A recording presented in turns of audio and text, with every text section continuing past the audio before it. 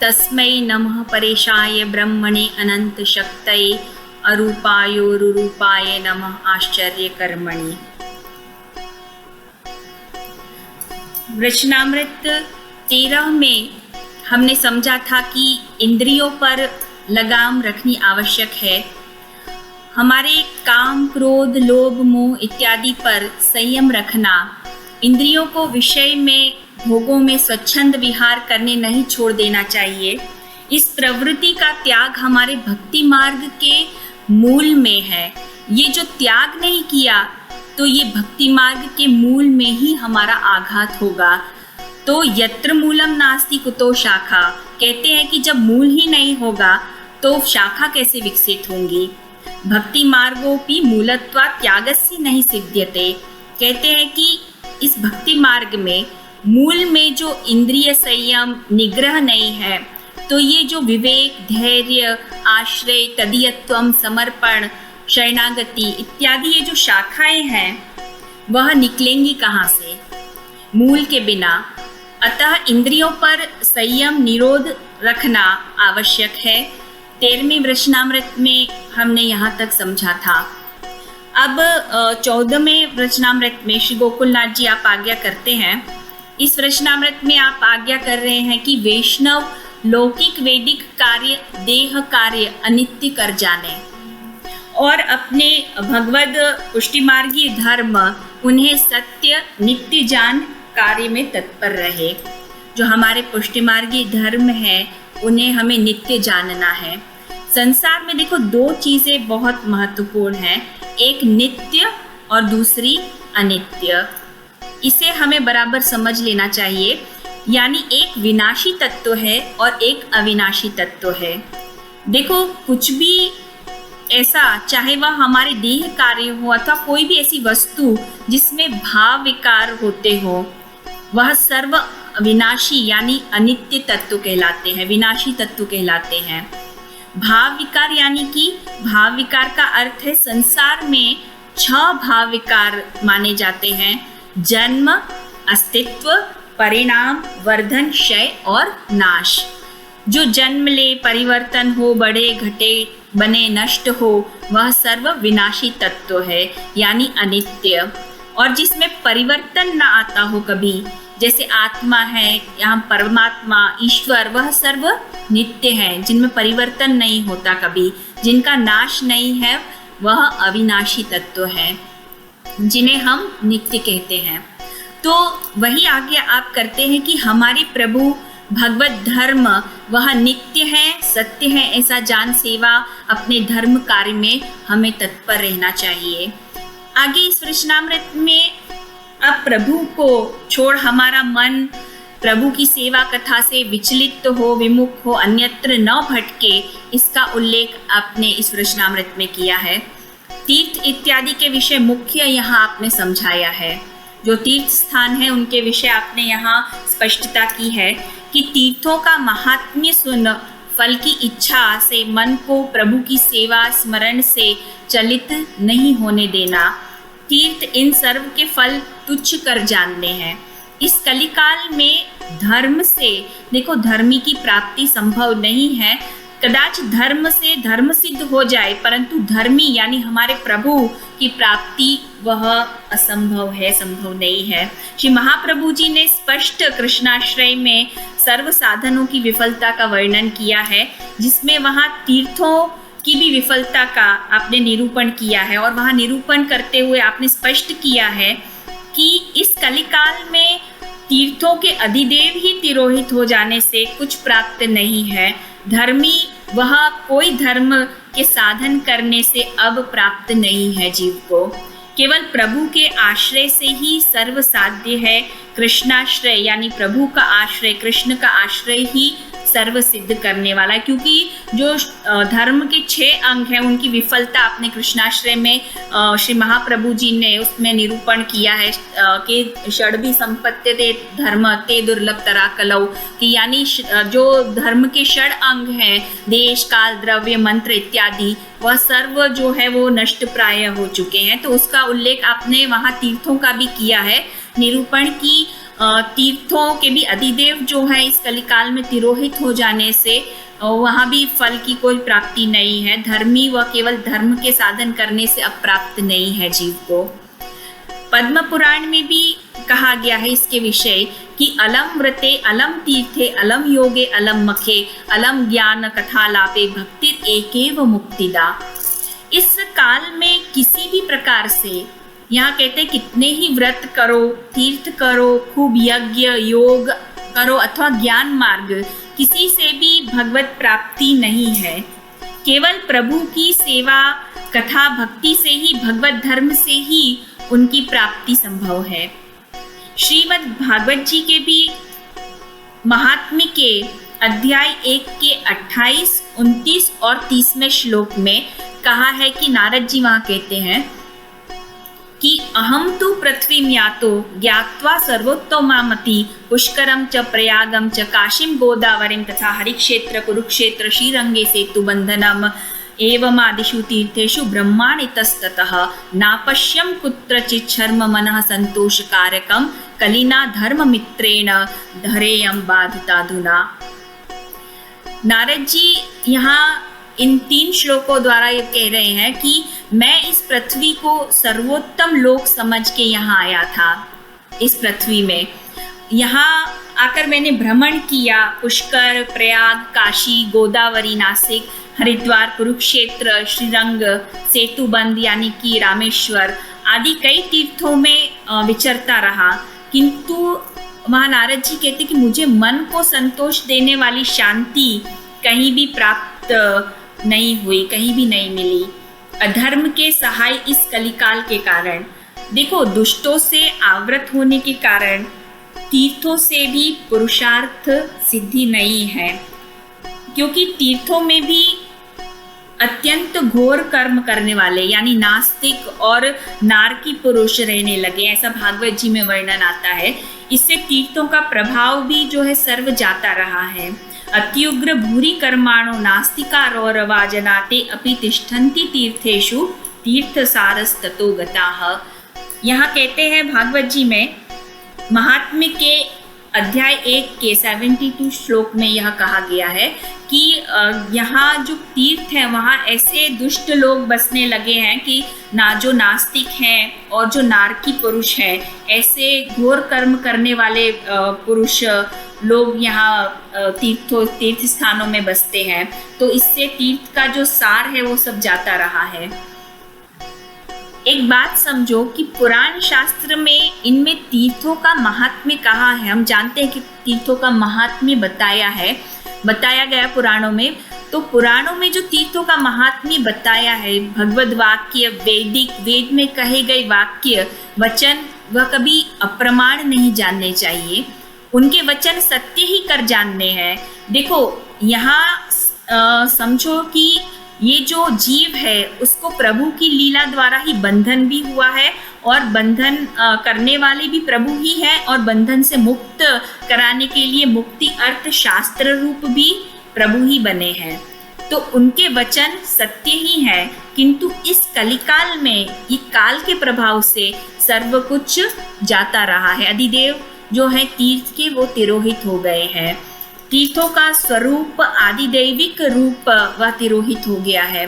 किंतु कोई यदि भक्त विशेष है, भक्त विशेष के प्रति कहते हैं कि भक्त विशेष के प्रति ही वह प्रकट होता है। शुद्ध भक्त जो है तीर्थों को भी पवित्र बनाने वाले हैं।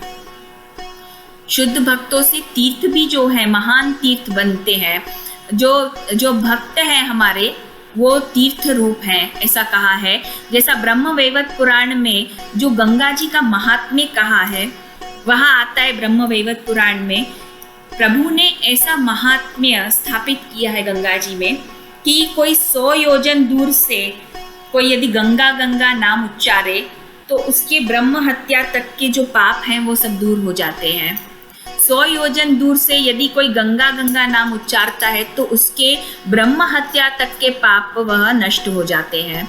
तो वहाँ ऐसी कथा आती है ब्रह्म वैवर्त पुराण में कि गंगा जी ने प्रभु से ये विनंती की कि मैं तो आपके चरणों की दासी हूँ। प्रभु के चरणों से आपका प्रागट्य है, गंगा जी चरण पद्मजा है। तो आप कहते हैं कि मैं तो चरणों की आपके दासी हूँ, भगवदिया हूँ, और आप मेरे में जो ऐसा महात्म्य रख रहे हैं, स्थापित कर रहे हैं कि ब्रह्म हत्या तक किए हुए जब मेरे समीप मेरे तीर पर आएंगे, मुझ में स्नान करेंगे तो वह पाप मुक्त हो जाएंगे। तो गंगा जी वहाँ विनंती कर रही हैं कि मैं तो आपके भक्त हूँ, भगवदिया हूँ। ऐसा होने से मेरे अंदर कितनी मलिनता आ जाएगी, क्योंकि मुझे तो दुष्टों से ही आवृत रहना पड़ेगा, मुझे दुष्टों से ही आवृत रहना होगा। ये जो महात्म्य लोक में प्रकट होगा तो मेरे पास आने वाले, मेरे पास दुष्ट पापी ही होंगे, दुष्ट पापी ही आएंगे, जैसा कि कृष्णाश्रय में कहा है कि दुष्टे रेवाव्रतेष्विह। तो आप यहाँ कहती हैं कि मेरे अंदर इतनी मलिनता आ जाएगी जो आपने महात्म्य मेरे अंदर स्थापित किया है, और इनका संग होने से निरंतर दोष मुझ में उत्पन्न होंगे। तब प्रभु आपने ये आज्ञा की कि जब मेरा कोई, आप वहाँ कहते हैं प्रभु कि जब देखो मेरा कोई अनन्य भक्त, मेरा स्मरण करने वाला भगवदी आपके तीर पर आएगा तो जितने पाप आपके इकट्ठे हुए होंगे वो उससे आपको मुक्ति मिल जाएगी, आप निर्मल हो जाओगे। तो यहाँ एक भक्त का पुनः आप महात्म्य बता रहे हैं प्रभु। श्री भागवत जी में भी कहा है कि प्रभु के जो भक्त हैं, जिन्होंने प्रभु को अपने हृदय में पधराया है, जिनके हृदय में प्रभु सदा विराजमान है, सदा विराजते हैं, वह स्वयं तीर्थ हैं, चलते फिरते तीर्थ रूप उन्हें कहा है। जहाँ जाए वहाँ तीर्थ है। तो जो तीर्थों को भी महातीर्थ बना देते हैं, ऐसे आपके परम भगवदीय भक्त हैं। तीर्थी कुर्वन्ति तीर्थानि, जैसा 84 वार्ता में भी हम देख सकते हैं कि शेठ पुरुषोत्तम दास की बेटी रुक्मणी की वार्ता में भी आता है कि जब उन्होंने देह छोड़ा तब किसी वैष्णव ने कहा कि रुक्मणी ने गंगा जी को पाया, रुक्मणी गंगा जी ने पाम्या मेड़व्या, रुक्मणी ने गंगा जी ने पाम्या मेड़व्या, ऐसा वार्ता में आता है। तो श्री गोसाई जी ने तब वहाँ कहा कि ऐसा नहीं कहो, ऐसा कहो कि गंगा जी ने रुक्मणी को प्राप्त किया, गंगा जी रुक्मणी ने मेड़व्या, क्योंकि गंगा जी के किनारे तो अनेक जीव देह छोड़ते हैं, किंतु गंगा जी को ऐसी भगवदिया कहाँ मिले। ऐसा आपने इसी कारण से कहा क्योंकि भगवदीय वो गंगा आदि तीर्थों को भी पावन करने वाले हैं, इसीलिए श्री गोसाई जी ने ऐसी आज्ञा की। भगवदीय उन्होंने, जिन्होंने अपने धर्म को नहीं छोड़ा है, सिद्धांत से जो चलित नहीं हुए, ऐसे भगवदीय, ऐसे भक्तों की, भगवदियों की तीर्थों में देखो कभी बुद्धि होती ही नहीं है, उनकी तीर्थों में कभी उद्धारक बुद्धि नहीं होती है। इसलिए वार्ता प्रसंग भी यही सूक्ष्म रीत से बताते हैं कि तदाश्रय श्री कृष्ण अपने सेव्य का जो आश्रय है, तो तीर्थों इत्यादियों का आश्रय करने की आवश्यकता नहीं होती है जीव को। आपने श्री गोकुलनाथ जी ने इस कृष्णामृत में यही निरूपण किया है, यही कहा है कि रुक्मणी जैसे भगवदीय वे कभी अपने मन में ये न लाए कि गंगा जी जैसे महान तीर्थ जगत में है, गंगा किनारे रहने पर भी 24 वर्ष बाद वह गंगा स्नान करने गई। जैसा वार्ता में आता है कि काशी जब श्री गोसाई जी पधारे तो सूर्य ग्रहण पड़ा, तब आप मणिकर्णिका घाट पर स्नानार्थ पधारे थे श्री गोसाई जी, वहां रुक्मणी भी स्नान करने आई थी। यहाँ भाव प्रकाश में आता है कि रुक्मणी क्यों आई, क्योंकि श्री गोसाई जी स्नानार्थ पधारे थे, इसलिए वहां आई दर्शनार्थ। अब श्री गोसाई जी ने रुक्मणी से पूछा कि कितने दिनों में गंगा स्नान करने आए हैं, तब उन्होंने उत्तर दिया कि 24 वर्ष बाद आई हूँ जयराज। इन वचनों से देखो श्री गोसाई जी को अत्यधिक प्रसन्नता हुई, आप अत्यंत प्रफुल्लित हो उठे और आपका जो हृदय है वो भर आया श्री गोसाई जी का। और तब श्री गोसाई जी ने उनके विषय ये आज्ञा की कि श्री ठाकुर जी उनके ऋण से कभी भी मुक्त नहीं होंगे, श्री ठाकुर जी उनके ऋण से कभी अऋणी नहीं होंगे। कारण क्या? कारण कि रास पंचाध्याय में प्रभु श्री ठाकुर जी ने ब्रज भक्तों से कहा है कि आपका भजन ऐसा है कि मैं आपका सदा ऋणी रहूंगा। गोपीजनों से प्रभु आज्ञा कर रहे हैं कि आपकी भक्ति ऐसी है, आपका भजन ऐसा है कि मैं आपका सदैव ऋणी रहूंगा। इस भाव से गोसाई जी ने भी आपने ये ऐसी आज्ञा की रुक्मणी के लिए। क्योंकि रुक्मणी ऐसी भगवदीय है। तो भक्तों की भगवदियों की तीर्थों में कहते हैं कभी बुद्धि नहीं रहती, उद्धारक बुद्धि नहीं होती है। उनके लिए भगवदाश्रय ही, अपने सेव्य स्वरूप का आश्रय ही सर्वोपरि है। ऐसी ही एक और वार्ता है 84 वार्ता प्रसंग में 76वीं वार्ता है संत दास जी की। भगवदी संत दास जी की वार्ता आती है जो आगरा के निवासी थे। जिन्होंने वार्ता प्रसंग नहीं देखे हैं वो एक बार रेफर कर ले तो उन्हें इस बारे में ज्ञान हो जाएगा कि जो यहाँ कहा जा रहा है कि भगवदीय संत दास जी की वार्ता में आता है कि उन्होंने अपना सारा जीवन श्री महाप्रभु जी की आज्ञा अनुसार आगरा में ही व्यतीत किया, जो कि व्रज से बहुत निकट है और जो कभी घर छोड़कर व्रज अथवा कहीं तीर्थ भी नहीं गए। तो चाहते तो व्रज जा सकते थे, कितना दूर है, आगरा से बहुत ही नज़दीक है व्रज। तो लेकिन किंतु उन्होंने अपने जीवन में कभी घर का त्याग नहीं किया, घर छोड़ के नहीं गए अपने सेव्य प्रभु को। जब उनका पूरा जीवन समाप्त होने आया तो कुछ वैष्णव वहाँ इकट्ठे हुए और उन्होंने कहा कि चलो आपको अब आपका अंतिम समय है तो आपको कुछ तीर्थ करा लाएं, तीर्थ स्नान के लिए ले चलें। तब आपने यही कहा कि भाई आखिर पूरी जिंदगी, पूरा जीवन मैंने श्री आचार्य जी का आश्रय किया, अब क्या अंतकाल तीर्थ का आश्रय लूं मैं? तो वैष्णवों ने आग्रह किया कि आपको चलो तीर्थ नहीं तो आपको ब्रज ले जाते हैं, गोकुल ले जाते हैं। तो उन्होंने गोकुल जाने के लिए भी इनकार कर दिया, ना कहा कि भाई अब देह की राख उड़ाने के लिए मैं गोकुल जाऊं कि कुछ पूरी जिंदगी को तो व्रज की कोई सेवा बनी नहीं, अब अंत समय में लीला स्थान में अपना लौकिक इस देह को पाड़ूं मैं। इतनी उच्च भावना थी उनकी संतदास जी की, लौकिक देह पाड़ने जाऊं लीला स्थान में, ऐसा उनका भाव था कि ये राख उड़ाने थोड़ी व्रज में जाऊं इस प्रकार से। तो ऐसे भगवदीय थे संतदास जी जिन्होंने श्री आचार्य चरण की आज्ञा अनुसार प्रभु सेवा में ही अपना जीवन व्यतीत किया। तो इस वार्ता से मन में ये भाव हमें दृढ़ रखना है कि हमारे प्रभु घर में विराजते हमारे सेव्य प्रभु ही हमारे उद्धारक हैं, वही भक्तों के आश्रय रूप हैं। अतः आप यहाँ आज्ञा करते हैं कि पुष्टि मार्ग के धर्म में, वचनों में हमारा मन रखना चाहिए। वचन ग्रंथ व वाङ्मय रूप हैं जिनका आश्रय करने से प्रभु का आश्रय दृढ़ होगा।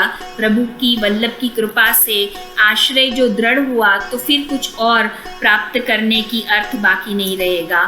श्री महाप्रभु जी आप ये आज्ञा करते हैं कि कृष्ण प्रसाद युक्तस्य नान्यश्चेति विनिश्चय, जो भगवत विमुख हैं उन्हें तीर्थ भी मुक्ति के फल प्रदान नहीं कर सकते।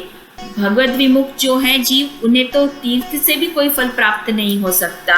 जो अन्य अधिकारी हैं उनके लिए बात कर रहे हैं, उनमें भी भगवत भक्ति होना, भगवत भाव होना आवश्यक है। महाप्रभु जी यहाँ कह रहे हैं वह भी प्रभु कृपा से ही संभव है, केवल अगर है तो, उसके बिना संभव नहीं है।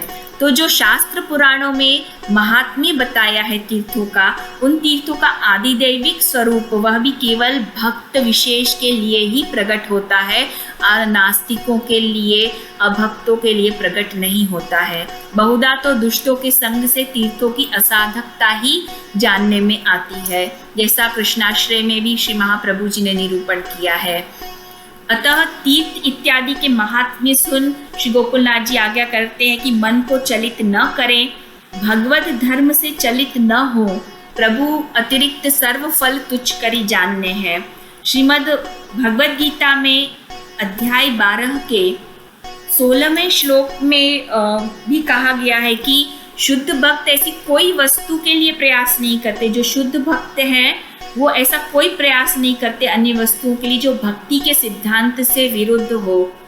ऐसा कोई कार्य में वो प्रवृत्त भी नहीं होते जिससे उनकी भक्ति में प्रगति न होती हो। फल की इच्छा कामना से वह प्रयास करता ही नहीं है। इस प्रकार से ऐसा भक्त, प्रभु कहते हैं, जो पवित्र है, निपुण है, चिंता रहित तथा समस्त दुखों से मुक्त है, वह भक्त कहते हैं कि मुझे अत्यंत प्रिय है। प्रभु कह रहे हैं अनपेक्ष सुचिर दक्ष उदासीनो गतव्यतः सर्वारंभ परित्यागी यो मद भक्त समे प्रिय। इस प्रकार आगे आप कहते हैं कि कोई भी फल की कामना से कुछ जीव को न भक्तों को नहीं करना चाहिए, जैसा कि जयंती है, एकादशी है इत्यादि, वह सर्व भी कोई फल की कामना से नहीं करने चाहिए। कामना रहित करनी है, फल की इच्छा से रहित करनी है। जैसा हमारे शास्त्र आचार्यों बड़ों ने बताया है, हमारे लिए हमारी सेवा स्मरण वही सर्वोपरि है, मुख्य है, तथा फल है वो सब गौण है। देखो, प्रभु ने अपनी सेवा अर्थ ही देवी चेतन जीव को प्रकट किया है। दास भूतो हरे रेव। श्री महाप्रभु जी ने भी सर्वात्मा का, हमारी सर्वात्मा का समर्पण करा। सेवा रस द्वारा मुक्ति से आगे बढ़ के कहते हैं प्रभु हमें सुलभ कर दिए हैं। सेवा ही हमारा वह पंचम पुरुषार्थ है। ऐसा स्वीकार करके हमें प्रविष्ट होना है, सेवा में किसी कामना से नहीं होना है। स्वतः पुरुषार्थत्वेन सेवा कृति स्वसिद्धांतो न तो अन्य शेषत्वेन। स्वसिद्धांत यही है कि हमें सेवा से कुछ इच्छा कामना नहीं करनी, वह स्वतः ही फल रूप है। अतः आपने प्रभु जहाँ विराजते हैं, यहाँ कहते हैं कि अतः अपने जो प्रभु हैं वो जहाँ विराजते हैं वही सर्व तीर्थ भी है, व्रजभूमि भी है, सर्व फल वही है हमारे प्रभु। इसीलिए श्री वल्लभ ने आज्ञा की है कि गृहे स्थित्वा स्वधर्मतः। श्री प्रभु श्री वल्लभ के चरण ही सर्व फल रूप हैं हमारे लिए। अब आगे इस प्रश्नामृत में आप आज्ञा करते हैं कि वैष्णवों को वैवाहिक जीवन में पति पत्नी को एक दूसरे को से भगवत भाव रखना चाहिए, भगवत सेवा अर्थ एक दूसरे को जानना चाहिए। लौकिक विषय के अर्थ नहीं जानना है, विषय का भी भगवत सेवार्थ उपयोग करना है गृहस्थ में। जैसा श्री वल्लभ ने निरोध लक्षण में कहा है कि पुत्रे कृष्ण प्रिय रति। सर्व इंद्रियों का प्रभु अर्थ उपयोग है। इस श्रीमद् भगवद गीता में भी कहा है कि जो शुद्ध भक्त हैं वह प्रभु के अतिरिक्त अन्य कोई कामना इच्छा नहीं धराते हैं। प्रभु की भक्ति सेवा करने में उन्हें किसी भी प्रकार का अवरोध अटका नहीं सकता है शुद्ध भक्तों को। तो आगे आप आज्ञा करते हैं, आगे आप कहते हैं श्री गोकुलनाथ जी की भगवदीय सो भगवद वार्ता दैन्य पूर्वक करें, अपनी योग्यता अपनी उत्कर्षता न जताएं, बल्कि अज्ञानी की तरह उनके सामने अज्ञानी की तरह रहे, प्रेम भाव पूर्वक शुद्ध भाव से उन्हें प्रसन्न करें। भगवत भाव को, भगवत भाव की वार्ता को अपने मन में दृढ़ विश्वास कर रखें, हृदय में दृढ़ करी रखें। इस प्रकार सो श्री गोकुलनाथ जी यहाँ आज्ञा किए हैं। यहाँ आपका 14वां वृषणामृत संपूर्ण होता है। इति श्री गोकुलनाथ जी कृत 14वां वृषणामृत संपूर्ण। स्वस्ति।